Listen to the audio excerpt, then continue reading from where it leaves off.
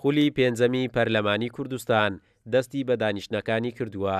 جگە لە یەکێتی نیشتیمانی کوردستان تەواوی فراکسیۆنەکانی تر ئامادەی دانیشتنەکان دەبن.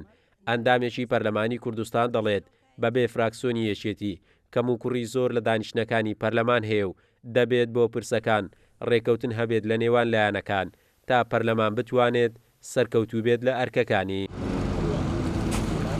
بەشدار نەبوونی فراکسیۆنی یەکێتی ئەمە لە خۆی لە خۆیدا کە کەم کوڕیە کە بۆ پەرلەمان دروست دەکات، یعنی بەشداربوونی فراکسیۆنی یەکێتی لەوانەیە باشتر بێ و ئیزابی تر بێت. لەبەرەوە پێویست دەکات ئەم دوو حزبە بە تایبەتی پارتی و یەکێتی ئیستیشارە بە یەک بکەن بۆ ئەوەی بتوانن بە دوو فراکسیۆنە پەرلەمانی زیاتر بەهێز بکرێت و من وا ئابینم کە ئەمە بەبێ یەکێتی بەبێ فراکسیۆنی یەکێتی کەم کوڕی هەیە.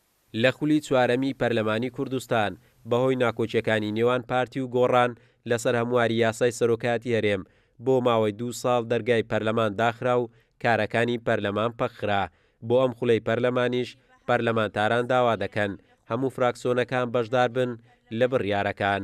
ئێمە وەکو فراکسیۆنی ئازادی پێمان وایە و دەبێ و پێویستیشە هەردوو پارتی دەسەڵاتداری کوردستانی پارتی دیموکراتی کوردستانی و یەکێتی نیشتیمانی کوردستان بگەنە ڕێککەوتن بۆ ئەوەی ئەو بەڵێنانەی بە خەڵکیاندا و لە کاتی هەڵبژاردنەکاندا جێبەجێ بکەن بەلایانی کەمەوە هاوکاری یەکتر بن و داوا دەکەین برادەرانی یەکێتی بگەڕێنەوە ناو هۆڵی پەرلەمان بۆ ئەوەی بتوانن ئەو پرۆژە و ئەو داواکاریانەی خەڵک هەیە و ئەو خزمەت گوزارانەی کە پێویستە بۆ خەڵکی کوردستان بکرێتن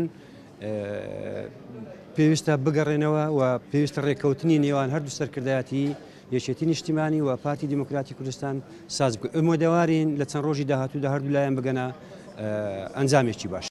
لە چەند دانیشتنێکی پەرلەمانی کوردستان تەنها لێژنەی یاسایی پێکێنراوە و 14 لێژنەی ترماوە بۆ ئەوی پەرلەمان بتوانێت بکەوێتە سەر کارەکانی.